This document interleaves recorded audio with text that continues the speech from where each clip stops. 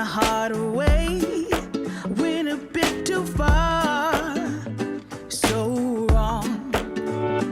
Oh no, open up my soul, but babe, how could I know you're cold? Shame on you, should have seen what you were like, dangerously nice. You got me all lost, so blinded. You got me all lost, listen to my heart. I gotta be lost, survived it. Now you're all gone, gone, gone, my friend. Oh Lord, I guess you fooled me once, but I ain't falling twice. All lies. Oh Lord, I ain't gonna run. My rise has just begun. I'll shine. Shame on you. Should have seen what you were like. Dangerously nice. You got me all lost, so blind. You got me all lost, listen to my heart. I gotta be lost, survived it. Now you're all gone, gone, gone, my friend. Babe, what goes will come around. I'm still walking, I'm still proud. I never lost it, I never lost it, I never lost it, baby. Babe, what goes will come around. I'm still walking, I'm still proud. I never lost it, I never lost it. Babe, what goes will come around.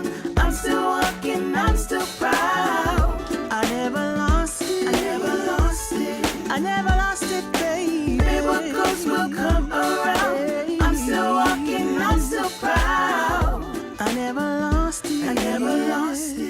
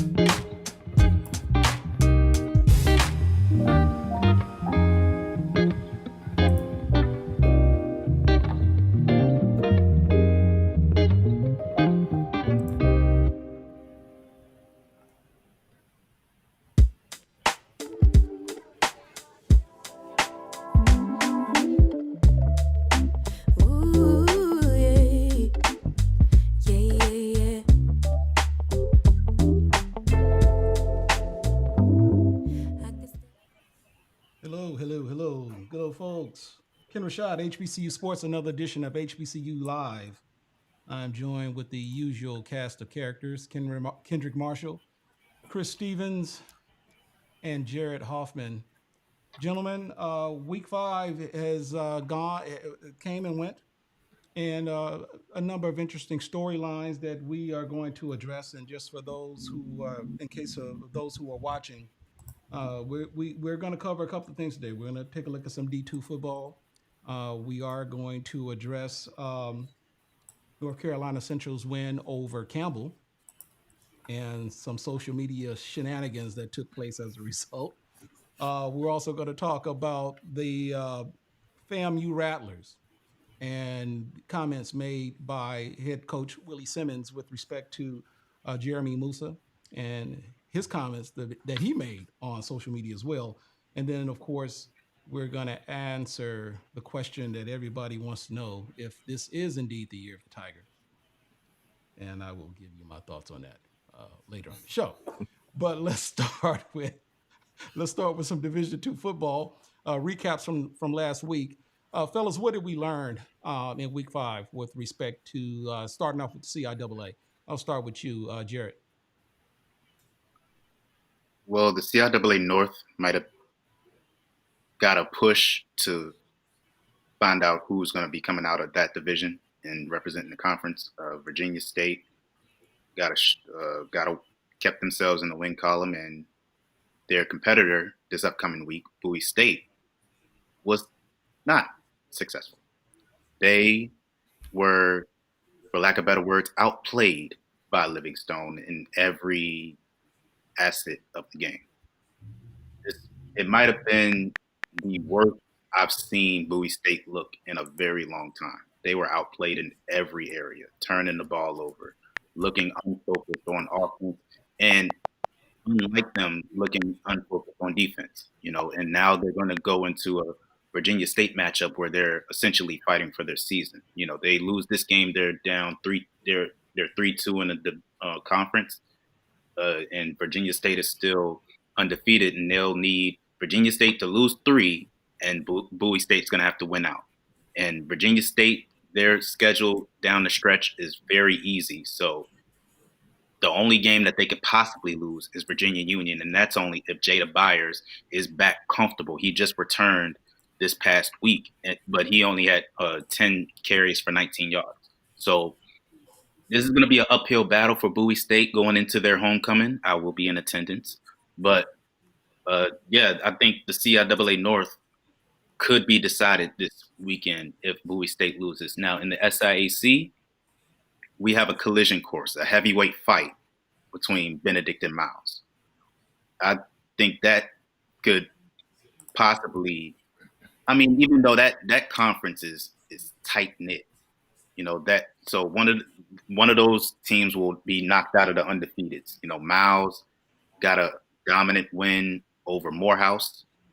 That offensive line is huge. They're going to give Benedict's pass rushers some problems. Luber Danellis, Jaden Brockton, they're going to have to contend with that huge Miles offensive line.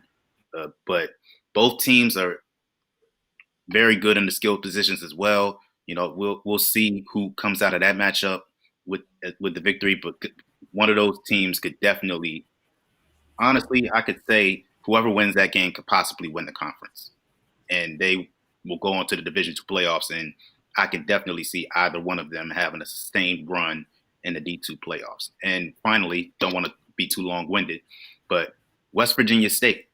We don't talk about West Virginia State much. They're in the Mountain East Conference, but that is a team you need to keep your eyes on because that team is very good.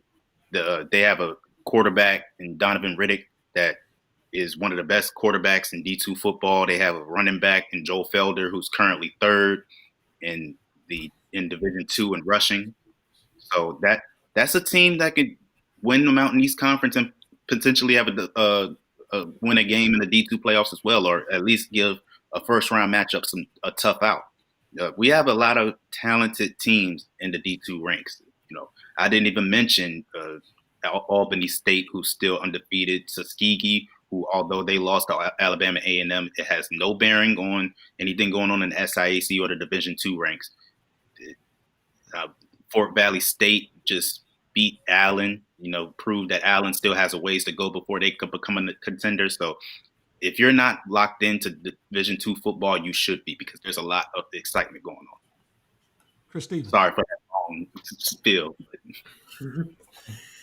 Yeah, pretty much what Jared was saying. I feel like Fort Valley State, we're not talking about them enough. They lost to Tuskegee in the Red Tails Classic by a single touchdown. So, and they have not looked back since. So, they've got Kelvin Durham, the preseason offensive player of the year. He proved that for at least this year, he is the better quarterback in the SIAC. And I feel like Fort Valley State, with the schedule that they have left, they still can make some noise in this whole crazy traffic jam that is the SIAC. As Jared mentioned, Albany State hasn't lost a conference game yet. Neither has Tuskegee. Neither is Benedict or Miles, for that matter. The top 5 or 6 in that conference, any other year, if they were in different conferences, they would probably be playoff teams. But there's only going to be probably 2 playoff teams that go for the SIAC, and that was something that Sean Gibbs, Fort Valley's coach, mentioned when I talked to him for preseason previews, that it's up to the SIAC to prove their mettle against out-of-conference opponents to get these extra playoff spots. So the SIAC is still very much in flux. CIAA, Virginia State, I got a chance to watch them against Shaw this past weekend, and they have a little bit of everything. Quarterback Jordan Davis threw for 310 yards, threw a couple touchdowns. They have 2 burners on the outside, Lucas Nunez and Roy Jackson III. Roy Jackson III had 2 third down conversions for 50 yards, and then he had 57-yard punt return for a touchdown before before the first half even ended. So Virginia State really looks tough. They got some beef on that defensive line. Got a Jackson State transfer, Mikhail Pillow Smalley, who's 6'3", 300 pounds, gets around offensive linemen very well. Zemar Anderson, their other nose tackle, 6'2", 250. He also punts for them too, which I find very interesting. An old school two-way player. So Dr. Henry Frazier's got that Trojans team really rocking and rolling. I'm very much looking forward to seeing how they finish out this regular season. Yeah. So I mean Jerry, you mentioned West Virginia State, and I think I know the answer to this, but why do you think we're not hearing that much about them?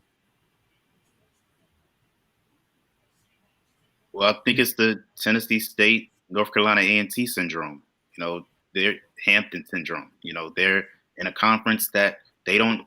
That West Virginia State literally does not play HBCUs, any other HBCU.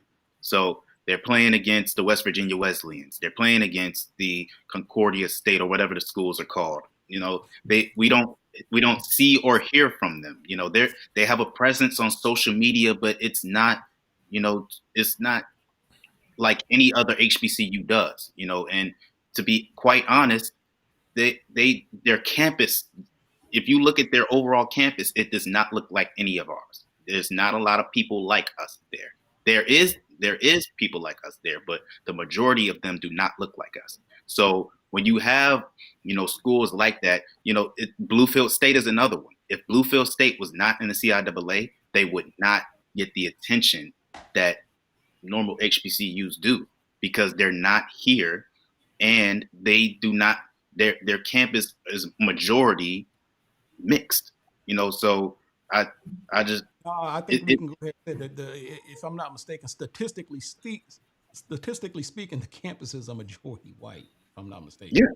Yeah. Basically, Yeah. So I think that's what it is. But it doesn't take away from the fact that they have a lot of talent, and in name they are still an HBCU, and they still deserve our support. And I believe that whether they have success or not, we should support them, but especially since they are a team that is very good and could go a long way.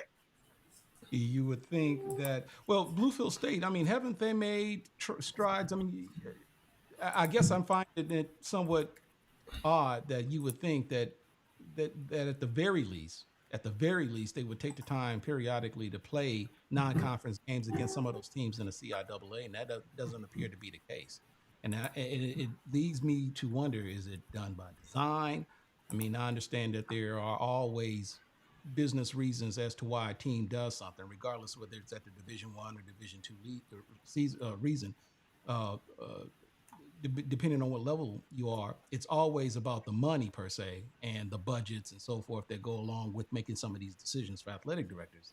But you would just simply think that given where we are right now with DEI, diversity, equity, and inclusion, and so forth, you would just think that there would be somewhat of a conscientious effort for some of these teams, these predominantly white HBCUs, to play more HBCU games, even if they are just simply for non-conference, for games, for whatever reasons may be. I mean, is it wrong to say that the decisions for West Virginia State and even Bluefield State to play or to not play HBCUs that say in the CIAA, given where they are geographically, is that a conscientious decision or is it just by happenstance?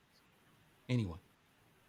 I don't want to speak from ignorance because I don't know, who's in these administrations and who's making these decisions. But what I would say is I can't speak for Bluefield State because they're in the CIAA. And actually, speaking of Bluefield State, they actually had a good performance against Fayetteville State. Actually gave them a run for their money before Fayetteville State actually pulled away and got the win in that one. So Bluefield State is taking strides, being in the CIAA and giving teams their best shot. They actually, blew the doors off of Livingstone in their season opener. In their first game in the CIAA, they blew the doors off of Livingstone. So Bluefield State, I believe, is making the conscientious effort to actually give its campus an actual HBCU experience. Like I said, I don't want to speak from ignorance, but I don't know if West Virginia State wants to look at themselves as an HBCU. I truly don't know. I think they're looking at themselves and say, we want to be the best college we can be, not the best Black college we can be. But to be fair, I don't think any HBCU is just looking to be the best HBCU. They're looking to be the best college that they can be. But I don't think West Virginia has any thought of being an HBCU at all. That's just my opinion. No disrespect. Yeah, that's going to be an ongoing discussion. Why is that there? Anyway, that's going to be an ongoing discussion, I guess, until we actually see some changes. But let's go ahead and move on and talk about North Carolina Central, who showed a lot of doubters, if you will, what this team led by Trey Oliver is really about. North Carolina Central played Campbell this past Saturday and was down pretty substantially. I think at one point 35-14, and made quite the turnaround. I'll let you guys, Kendrick, you pick. Tell us about that. Yeah, so they played Campbell, and they had him in the first half. Did Campbell 35-14? North Carolina Central was down. First quarter, it went kind of back and forth between both teams. I think each team scored on like all their first quarter possessions, and then Campbell just took over in the second quarter and built up a really big lead. And that's when Davis Richards Superman took over. He accounted for 5 touchdowns, 4 rushing touchdowns. Actually, in the fourth quarter, the Eagles actually took the lead. They looked they were going to win, and then like Campbell came back and they scored a tie of the game. And then actually Central had a chance to win it in regulation on a field goal attempt that was missed by Adrian Olivo. Had to go to OT. They gave up a touchdown, and then they blocked the extra point, which was their saving grace. And then Mookie Collier, who the famous stiff arm he had in the Celebration Bowl last year, powered his way through the defense and scored a touchdown and kicked the extra point to win the game. And what was the best game of the day by far of any HBCU that was involved with last week. So Central, they got their lick back from last year after getting beaten down at Campbell by 30 points. For them to come back in this one, they proved a lot of people wrong that had thought they had to play a little bit soft schedule to start the season. Maybe they got exposed by UCLA. And going into the game, like we didn't even know Richards was even going to play because Trey Oliver was like, he's day-to-day. He may not go, so we don't know. He ended up playing and like being the best player on the field at the end of the day to help them win. So hats off to North Carolina Central who showed like why they're defending by college national champions, why they're the best team in the MEAC and why they're the best team in the country. Right. So there was some social media chatter in the middle of that game, and it appears. And let me see if I can pull it up. Let me see where. Let me see if I can find it. Yeah, here it is. Okay, so this is a tweet from She Loves Thee, and I believe she's a Jackson State supporter, but she has quite the following on social media and is very vocal from time to time, depending on what the subject is at any given moment. But I guess, when it was 35-14, she decided to make a tweet.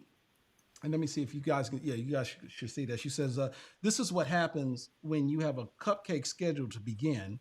Then you go play a team way out of your league. Then when you actually face the same level talent, it's a blowout. Save your think pieces, and I don't want to hear poll rankings at number one no more." And for whatever reason, I think Trey Oliver eventually saw that, and we see what his reaction was. And so He was keeping receipts, Ken. He was keeping yeah, receipts. you know what? So, and I guess we'll get into this, and this kind of probably even leads into what we'll talk about with respect to Willie Simmons later, because for coaches who make the comment, we hear this all the time at all levels. Coaches will tell you that, I ignore the social media chatter. I don't really care about the social media chatter, when in fact it appears that they actually do. And I like I said, we'll talk about what Willie Simmons said previously, but I'm look, man, I'm a huge Trey Oliver fan.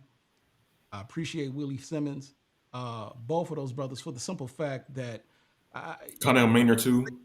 Connell Maynard too. I mean, they embrace it, and I just think that given where we are right now and the impact that social media has, how you can't ignore it. You can't just brush it off. I get you may not necessarily want to bring a lot of attention to it, depending on what the situation is. But I think that when you put in consideration how these coaches feel, these coaches have an obligation, to the student athletes that they recruit. They promise their parents that, when they're with me, I'm going to do whatever I can to take care of them.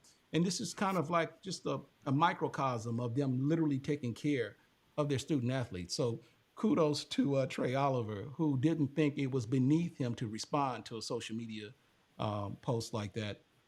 And, hey, what do you guys think? Chris?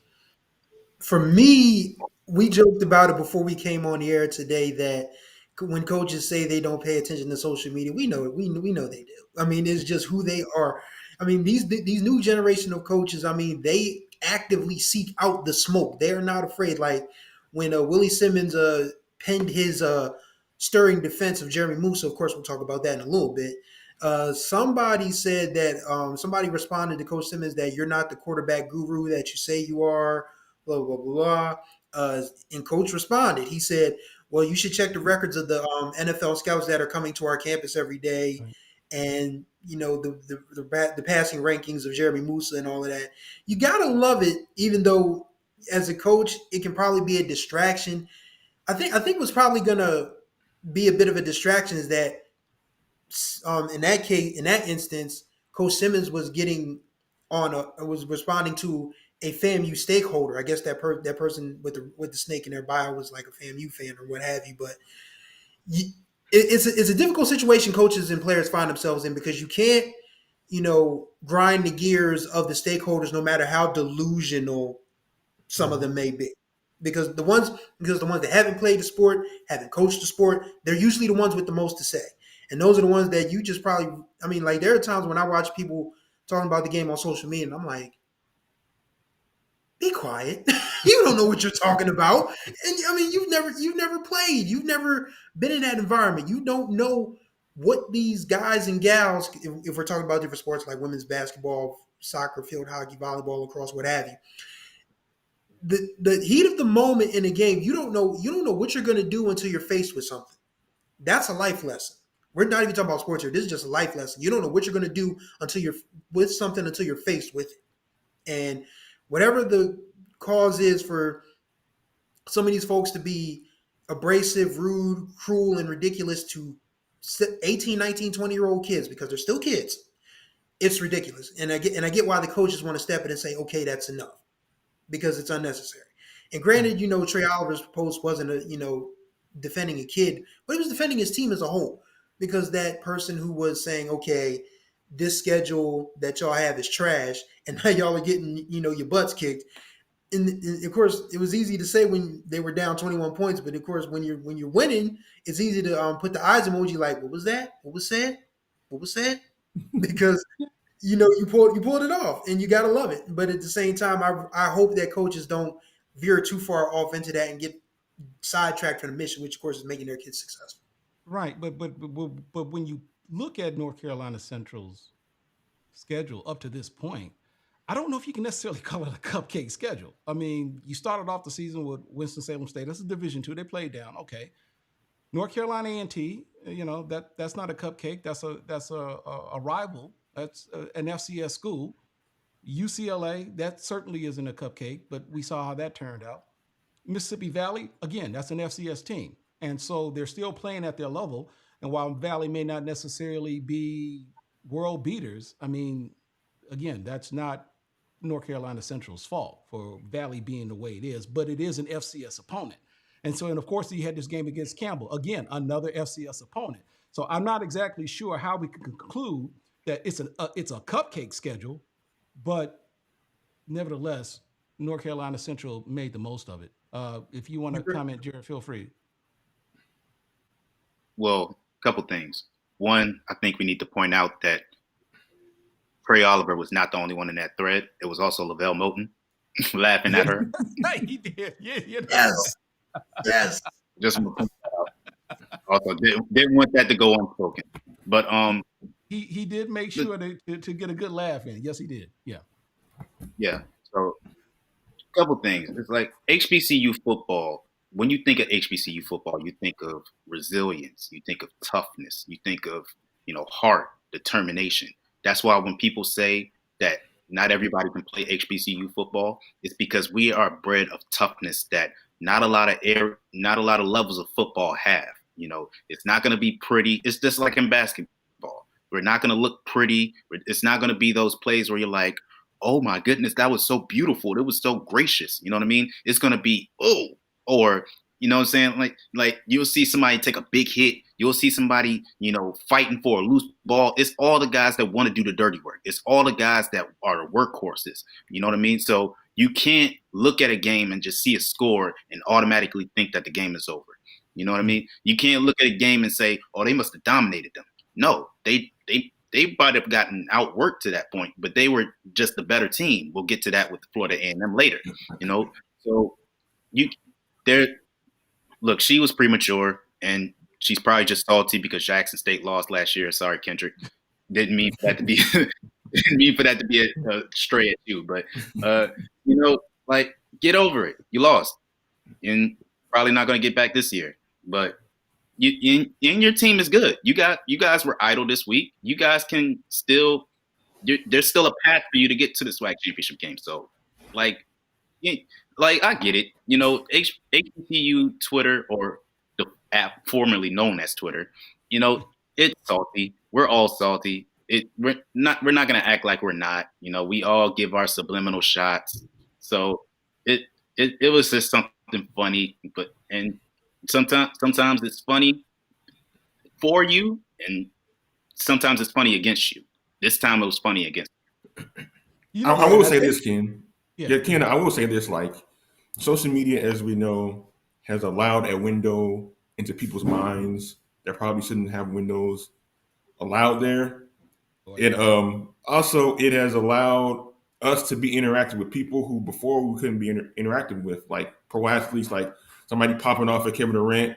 He gives a quick hit comment back to him. You see Trey Oliver sees the comment made about his team. He gives the eye emojis. This is the same Trey Oliver we're talking about who during MEAC Media Day on ESPN Plus said that Howard's co-MEAC championship rings were class rings. So this dude always stay ready for the smoke, man. Right. He always stay ready for the smoke. This the man who said after they beat Jackson State, like Colorado should have gave me a call, man. So yeah, like I mean, like this is fun. Like social media, if it's put in proper perspective, can be a fun place to have like a little bit of banter between like rival schools, rival fan bases, even between some coaches too. So like, despite like what she said, which was premature, it was still fun though. Like it's something we do on message boards and social media all the time. So like, I more coaches should do this. And as much fun as we make a Hugh Jackson wearing the Run DMC jumpsuits and the mustard color suits during SWAC Media Day and in the fake gold chains. That stuff is appealing, man. It makes them interesting, and I think we need more interesting in How do you football. know those chains are fake? I said they were fake. Yeah, I said they were How fake. do you know? You diamond tested them? You know that man rocking that cubic zirconia, man. You know that. I'm sure you can afford a real one. I mean, you know. I mean, I'm pretty sure he could. I'm just I don't know. saying though, like it's just like being fun, man. Like just doing something different, man. You know what? Since we're on the social media subject, you know, I want to go ahead and let's talk about Willie Simmons and his situation with Jeremy Musa, which again we're talking about coaches and their interaction with social media and you know pushing back against individuals who, you know, if you want to call them trolls, so be it. You know, and I want to I'm not saying that lady was trolling. You know, she is very outspoken, very vocal, and for the tweets that do come across, you know, my timeline that I've seen of her, to be quite honest with you, depending on the subject matter, I probably agree with her more than disagree. I don't know her, never met her. I'm not saying that she was trolling, but was just simply speaking what she meant at the time that she said it. And if I'm not mistaken, I want to even say that she took it all in good grace too. I mean, you know, it was almost as if, yeah, you got me, okay, you know, move on, and you know, we go on to the next subject. But Willie Simmons was also pretty vocal in his defense of Jeremy Musa and his play, which hasn't necessarily been stellar, but he hasn't necessarily been a liability for FAMU either. So let me see if we can pull up a clip from the SWAC Media Day because he actually took the time to comment on that. Let's see. Hey, Coach. Good morning. How are you doing? How you doing, Henry? I'm good. Congratulations on the win. I say on the field, and I have to say in Twitter as well. Let me ask you about that. Your fight against the Twitter trolls. What brought on? And I know it's kind of been all season and off season. It started off with the by 40, but now it feels like it's gotten a little bit more personal. What reached the point to where you ended up speaking out and defending Jeremy so much? Well, it's all in fun. You know, people who know me know that I don't hold grudges. I don't take anything personal. Like, so I love our fan base. I've been a part of programs where people could care less whether you won or lost. Here, there's real passion, and there's a real expectation that every time we take the field that we're excellent. You know, that's in our school motto. And so when we're not, I expect to hear the criticism. You know, I tell our players expect to hear it. And so, you know, me saying that yesterday, again, I'm going to answer questions in the media. I'm going to answer questions to my quarterback club on Wednesday. But I want to get it out there before I even have to get in front of media. Like, Jeremy's our guy. I mean, he's been our guy for 2 years. The guy's won 13 games. He's preseason player of the year. I mean, he's an NFL prospect. I mean, he's our guy. Is he playing as well as he can? No. But nobody is at this point, and he's the only one taking the criticism. So I just want to get ahead of it so I don't have to keep answering questions every time I get in front of an alum or someone about our quarterback situation. There is no controversy. He's not in jeopardy of losing his job. I mean, we have talented guys in the room, but Jeremy's our guy. He's going to be our guy. So I just put that statement out there on Twitter. You know, I happen to go back and forth with a couple of fans. Again, all in banter, all in fun, and I hope they didn't take it personal. You know, a few of them actually inboxed me and apologized for it getting public, but I don't take any of that stuff personal. And people think that, you know, if they think they do, they don't know me. So I had time with a long bus ride from Itabena. I slept on the bus, so I had a lot of energy Sunday morning. So I decided to blow some of that steam off on social media, but nothing major. I don't think it's a story. All right, Coach. So from what I took with that was Coach Simmons had time today. So we thank had- you. Kendrick Marshall. I mean, he's right, man. Like we on the bus ride through the Delta, going back to Tallahassee. That's about what 9-10 hours. Yeah, man, you gotta do something to pass the time. Interacting with Twitter trolls is the way to do it. But yeah, he's right though. Like I mean, like I think it was Chris who kind of like wrote the story yesterday about the initial comments that he made using the To gif when he made that famous speech about Tony Romo after the Cowboys blew it. Yeah, another playoff game. It's my quarterback. Yeah. But yeah, so yeah, like I mean, like it's very rare to see like a coach defend his players publicly from not the media criticism, but like fans criticism.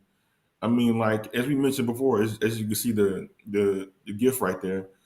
As we mentioned before, like these are like college kids we're talking about here, and like they are not professional athletes. They're learning their trade. They're gonna mess up during games. And FAMU has a very passionate football fan base historically, and so like for me personally, like I don't get the criticism of Musa. Yeah, he missed some throws in some games. I think the criticism first started back during the Orange Blossom Classic where they were up 21 to nothing. You missed a bunch of throws that probably could have put him up even further over Jackson State. And then like he struggled against Mississippi Valley. Their offense kind of sputtered a little bit against West Florida, a Division II team, 2 weeks ago. But yet, despite all that, he leads the SWAC in passing. Top 2 in touchdown passes. Number 1 quarterback in the SWAC in passing yards per game. He is the best quarterback in the conference, despite what FAMU fans think.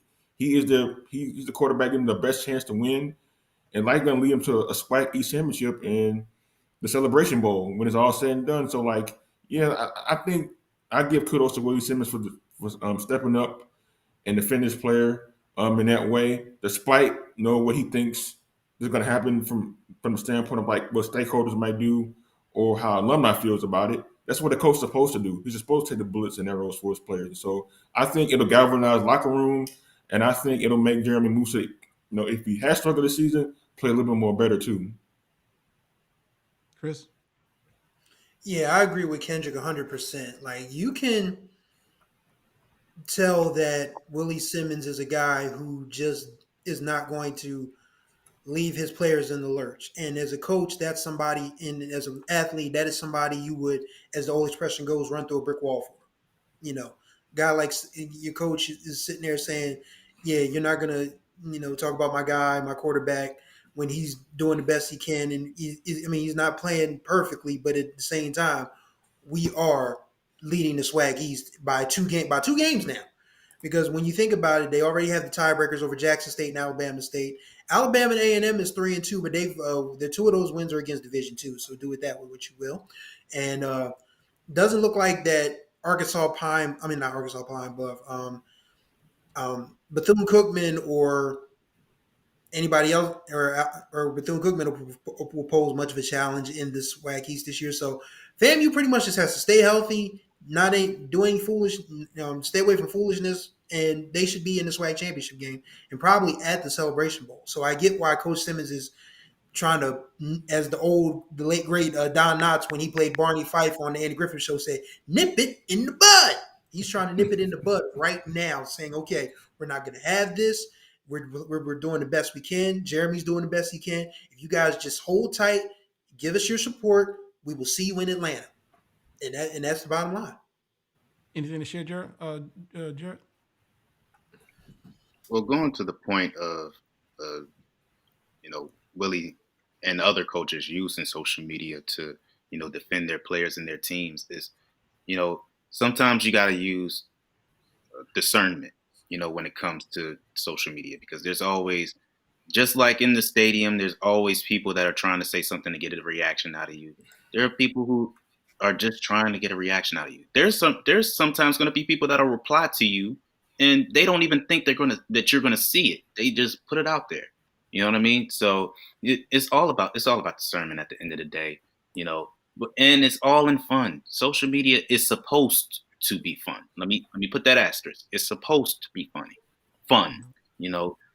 some people are, have bad intentions. There's a lot of people who are trying to be hurtful, but for the most part on HBCU Twitter, we're not like that. We're all in good fun and competitiveness. As far as the trajectory of where Florida A&M is right now, at the end of the day, they still won 31-7. They're going to learn from this, and it's not like it hurts it's not like it hurts them in the long run. They're still undefeated in the SWAC. They're still the leader in the SWAC East. They still have a schedule where they're going to be favored going forward, even though I think that Prairie View and Southern might be a challenge for them, a slight challenge, even though I have them winning both of those games. Jeremy Musa is struggling right now, but at the end of the day, he has enough weapons around him and has a defense to work with. And honestly, he has special teams too. Special teams that can change the has the ability to make an impact on the game. So it's not just Jeremy Musa. He has a team around him that, with the quarterback position, it's a blessing and a curse because, they'll take all the blame, they'll take it all the criticism because they're the ones that we see the most, So Jeremy Musa, he'll learn, he'll watch film, he'll get on the practice field, and he'll work through whatever struggles he's going through. And he sees now, if he didn't see it before, he has the support of his team. So I'm not worried about Jeremy Musa going forward. He's had his struggles, but what player doesn't, Yeah. Speaking of Prairie View and the SWAC West, Prairie View went down Saturday against my beloved Grambling Tigers. And I know you guys have just been dying to hear what my thoughts about the question that everybody's been wondering, including Kendrick Marshall, who was adamant that we talk about this because I made the comment before the start of the season that this could potentially be the year of the Tiger.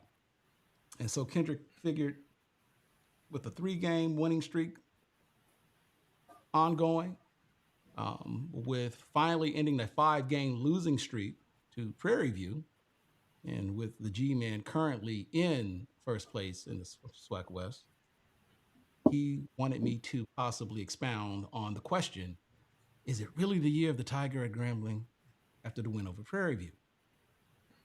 So full disclosure, I want to put this out there for you guys already know this, but you guys know when it comes to talking to G-Man, I'm all for it.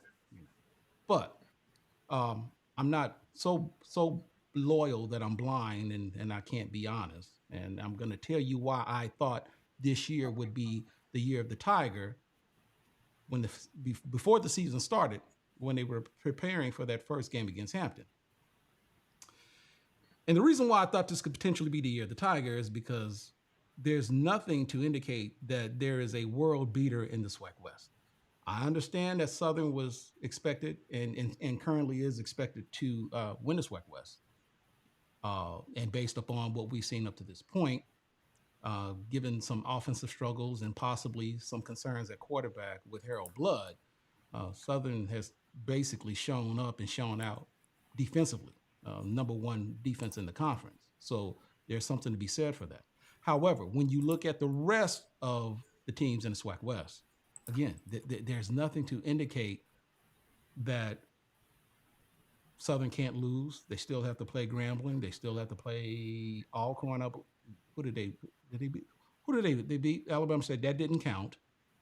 They play FAMU this week. I need to look at their schedule. But anyway, there is still nothing that indicates that they are going to just win out.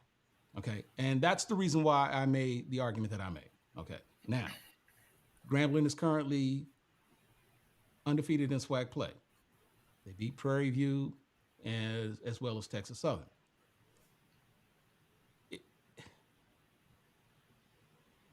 I can't sit up here and just tell you that I'm just overly confident that they're going to win the SWAC West for the simple fact that there's still some issues that need to be addressed. Granted, Miles Crawley has come in, transfer from Alabama State.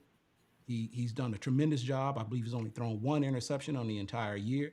Grambling has shown that they can, it's almost a pick your poison type situation. If you try to, if you try to defend the pass, they can run. If you try to defend the run, they can't pass upon you. I think they were roughly, pretty much dead even in the game against Prairie View, in which they ran at will and they passed at will when they needed to. However, at one point, and Kendrick, for whatever reason, didn't really want to address this when he had the chance, Hugh Jackson, but going into last week's game, Grambling was literally the worst penalized, the most penalized team in all of FCS, averaging somewhere in the ballpark almost like 11 penalties per game. And yet they've been able to. So that's one concern. And I believe they had something like 11 or 12 penalties last week. Okay. There are still some issues on defense.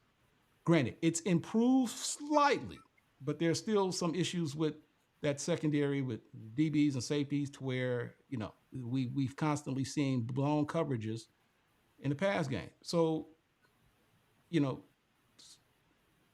special teams still leaves a lot to be desired. But again, I understand. And Hugh Jackson said this earlier today, you improve game by game. Speaking of Hugh Jackson, there were a lot of people who had some concerns about how that game ended. Now, Grambling, it was late, less than a minute. Prairie View attempted to go for a fourth down deep in Grambling territory. They failed. Grambling took the ball. I believe it may have been somewhere in the 10-yard line, inside the 10, 15-yard line. I'm not exactly sure where it was. But instead of taking a knee, Hugh Jackson decided to run it into the end zone, which led to the final score, 35-20. Let me see. I think we've got his comments from the postseason, from the press conference earlier today, and he was asked a question about Grambling's decision to score. Let's take a look at that. Late touchdown in that game against Prairie View. What sort of went into the mindset with regards to game in hand, but going ahead and pushing in for that late touchdown? I think it's important that you let your players play, and we just ran a basic football play. I mean, it was going to be the end of the game, and we ended up scoring. It had no other meaning to it other than that. It was just line up and snap the ball and want the quarterback to have to take a knee or anything like that. It's just hand it off and see what happens, and it led to a score. Sure thing. Thank you, Coach. Sure. So he said he just didn't want the quarterback to take a knee. Chris, did you just... Well, you dropped your money? What little bit of change that I had for the laundromat tomorrow morning just fell out of my wallet for some reason. I mean, hey, we're live. Bill O'Reilly said, "We'll do it live then." But yeah, No. Any of you guys, feel free to chime in on what you thought about Hugh Jackson's decision to run it in despite not taking a knee. well, Hugh since Jackson I was the has one, done a lot of wing. Hugh Jackson hasn't done a lot of wing in his career as a head coach, so he's going to take any opportunity he could to try to make a statement, and he made it right there. But seriously though, I don't buy his excuse. Like, we're trying to run a play and having to score. Like, no, man, the game's over. Just run the clock out. I mean, like, they could have fumbled the ball and had to run back for a touchdown. But yeah, like, he capped it, man. Like, I don't buy that. You look. There are some that'll just simply say you play 4 quarters and you just got to play. You think he should have taken a knee, Kendrick? Yeah, like, they had the game in hand. Like, Prairie View wasn't going to threaten them with the remaining time left on the clock. Like, just to take the win, don't risk it. But like, hey, you want to make a statement? I'm telling you, man, don't trust the dude to wear fake gold chains, man. Like, they will get you every time, man. Seriously. We have to find a way for you to get a diamond tester so we can get yes, absolutely. Yeah. What I was going to say was that this is a guy who's coached in the NFL. Like, feelings, facts over feelings. With guys like Hugh Jackson, like, you're not going to be able to convince him that the game is over until it's all zeros. So yes, if we're talking about Delaware State scoring 48 on Virginia University of Lynchburg, and of course I had to just work that in really quickly. Hornets finally won the game. Praise God. But you're not going to convince Hugh Jackson that the game isn't 60 minutes long, even if you're up 9 points as Grambling was at that point in the game. Bubba McDowell, of course, He played in the NFL for 9 years. Was an All-Pro safety with the Houston Oilers. He knows the game. He knows what it's about. Could he have been annoyed by that final touchdown? I'm sure he was, but he also understands that he probably would, in his position, if he were in Hugh Jackson's position, he would have done the same thing. So I don't. You may be running the play was a bit tacky, but at the same time, you're not gonna shame Hugh Jackson about it. And for a program like Grambling who needs, I won't say needs to win the SWAC West to reestablish themselves, because I mean, before this whole renewal and renaissance of black college sports, Eddie Robinson was the guy. Grambling was the university, for black college sports, for black college football. So it's not like Grambling is in such a bad shape that an extra touchdown is just gonna upset people or I guess desecrate them or whatever. But to reestablish dominance is going to be key for Grambling, and be able to say that, okay, yeah, the G is back. If you got to score an extra touchdown to do it, that's what you got to do. Jared Hoffman, is this the year of the Tiger? The Grambling Tigers, I should say. Yeah, you got to make that distinction. Definitely got to make that distinction. I'm not sure. I'm not sure. I can say this, though. I could definitely say that Miles Crawley is possibly the leader in the SWAC Offensive Player of the Year race. I could definitely say that. He's definitely looked better than any offensive player in the SWAC so far. I can definitely say that. But am I confident that Grambling State will win the SWAC West? Even with everything going on in the SWAC West, it's still very competitive. And it's still going to go down to the last week. We saw what happened last season. Prairie View looked like they had the conference in hand, going against Mississippi Valley State, their kryptonite, and they lost again to them. Texas Southern, they were supposed to just beat Alabama A&M. They were up double digits on them. They ended up losing. Alcorn State all of a sudden had a shot because they were fourth. Then they lost to Jackson State, and it took Southern beating Grambling in the Bayou Classic to claim the division. So the division is too tight-knit for me to say, that it's the year of the Tiger and that they're going to go get back to prominence and be SWAC champions again. But as far as the final play and, taking a knee, there's a lot of unwritten rules in sports. A lot of times, like in basketball, when they say the game is over, just dribble out the clock and let's get out of here. There's guys that like to get their last-minute buckets or like to get that last-minute rebound so they can get the triple-double. This is the same thing with football. Most guys will just take the knee or if they need a first down to win the game, instead of just running into the end zone when they have a clear path, they'll just get down to get the first down and take knees to end the game. Some guys want to pad their stats. To me, it's harmless. It's harmless. You know what I mean? Whether you lost by 7 or you lost by 14, you lost anyway. So I don't think that matters. Like, what you think is going to hurt you in the standings more if you lose by more points? No, you still lost the game. So I think a lot of people are pick and choose. How they enforce these unwritten rules. You know what I mean? Like it to me it was harmless. You know what I mean? Like there's the only unwritten rules that I believe are ones that should be taken seriously are the ones that impact the player's health. Like, there's the unwritten rule that a defensive player shouldn't have to go at an offensive player's knees. You know what I mean? That I agree with, because that you can't control, how that person reacts. You know what I mean? And there's you can either have broken legs, you get torn Achilles, there's a broken ankle. We look at when you look at it in an NFL, that's why Vontez Burfict is out the league, because he's broken so many unwritten rules. You know what I mean? And written rules, but that's neither here nor there. You know what I mean? So unless it has anything to do with keeping a player healthy, as healthy as possible, because this is a game that is dangerous even when you played fair. That's the only unwritten rules I care about. Scoring a touchdown in the final seconds when you're up, who cares? The game is 60 minutes. play the full 60 minutes or don't.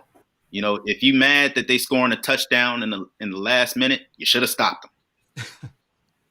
My man, and look, and I'm not just saying this because it's my team, but the thing is I've been consistent in saying this from day one. I was a student at Grambling when Coach Robinson was coaching. Look, and I remember those games at the Cotton Bowl back when Grambling played Prairie View, and I've witnessed many 7 and 8 touchdown differentiation games. 63-10 and 72-15 or whatever the final scores may have been. And Coach Robinson never apologized for those wins either. I mean, you play 60 minutes, and you know what? If you can't stop us, you can't stop us. But you're still trying to tackle us in the process. So why not, go after it? I understand some coaches may say, you know what? I'm just not going to air it out, and everything is just going to be by ground and so forth until we run the play out, until we run the clock out, which is usually done sometimes because obviously you want to run the clock, and then you also want to prevent injuries and things of that nature. So I get it. But you know what? We're going to end on this note, but I will say this about the State Fair Classic. I've got plenty to say about the State Fair Classic. And I may possibly I don't know if it'll be live on tomorrow, but I will say something, a commentary with respect to the State Fair Classic, in which I'm just be honest with you, I think is probably the most ghetto conference game out there, ghetto classic game out there. I am one who believes that the State Fair Classic, every time it's played, sets black folks back 15, 20 years because they just simply haven't gotten the memo. For those of you who live here in the Dallas area who's never attended an HBCU football game on campus, do know that the State Fair Classic is not HBCU culture / football, HBCU football culture in its purest form. It is not. And all I will just say is when you go to a football game at the State Fair Classic, as was the case this past Saturday, and you have speakers facing opposite sides on the ends of at the ends of the field, and you got a live DJ playing music while the game is in action, and no one thinks it's that big of a deal, that's a problem. But I'm not going to get into that right now. Guys, I appreciate you guys taking a moment to join us. For those of you who are watching us on the stream, by all means, please hit the like button, subscribe to the channel to be notified of new episodes in the near future. I'm Ken Rashad. He's Kendrick Marshall, Chris Stevens, and Jared Hoffman. Thank you, gentlemen, once again, and we'll see you all next time. God bless you.